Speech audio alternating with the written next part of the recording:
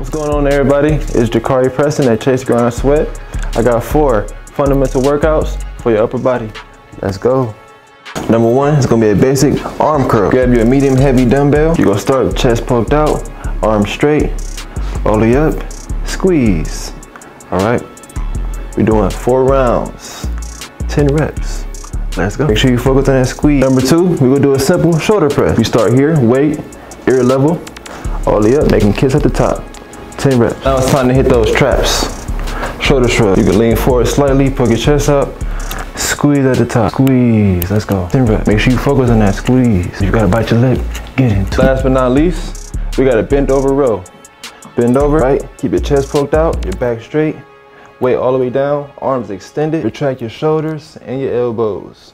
All the way back and squeeze. Squeeze. Yes, Lord. Got one more bonus workout for you that can be done anywhere. Push-ups. Work your way up. 4 sets of 25, that's 100. Do those once a day, you'll be straight. So there you go. I gave you 4 fundamental workouts you can do anywhere. Full upper body, plus that 1 bonus. Work your way up, see what you can do. ChaseGrindSweat. I fuck with that walk-off, man. That walk-off raw.